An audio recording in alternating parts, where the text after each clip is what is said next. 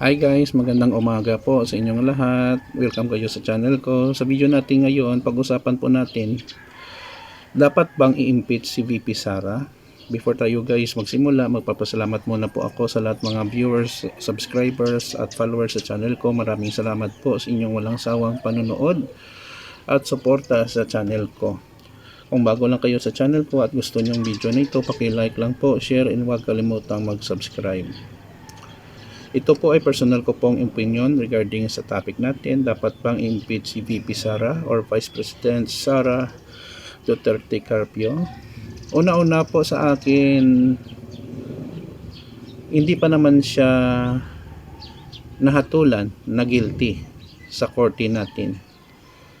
Nakita ko, actually binoto ko si ang kanilang unity team, si BBBM at Vice President Sara Duterte. Binoto ko yun during election. At naniniwala ako kay VP Sara, may nagawa din siya sa bayan natin. Bilang leader, hindi natin maiwasan na may mga maling desisyon din siyang nagawa. Pero, kung ask nyo ako na i-impeach siya, sa akin palagay ko lang, sa ngayon, no, parang hindi lang muna siguro kasi marami pa tayong mga problema at saka sana bigyan siya ng chance na maayos kung ano man ang mga gusot, no, na gawa niya. Kasi team unity sila, nasisira talaga ang kanilang samahan ni PBBM kasi may mga tao din na papalibot sa presidente natin na sumisira din. Sa kanya meron din. Pero kung napunta na sa korte ang reklamo sa impeachment, Supreme Court, at sa Senado, by numbers, ma-impeach siya, wala na tayong magawa. Ma-impeach talaga si VP Sara. Nakakalungkot naman. Kasi pinili siya ng tao eh. At wala naman perfect na leader, no? So, sabi lang nila, mga confidential funds, mga assassination.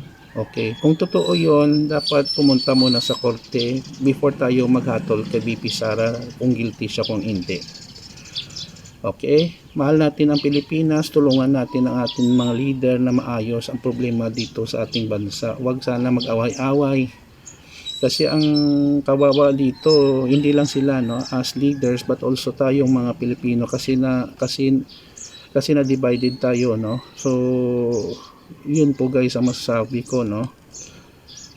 So yun lang po. Kung may dagdag kayo sa video natin, pakilagay lang po sa comment section ng ating video. Maraming salamat po sa inyong walang sawang pagsuporta at panonood sa channel ko.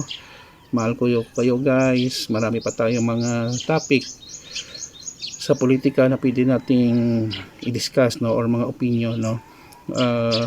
Love everyone, no hate, walang negative tayo dito. So, thank you sa panonood. Kita-kita po tayo sa susunod na video. Ito naman po ang kaibigan niyo si Jake. Paalam guys.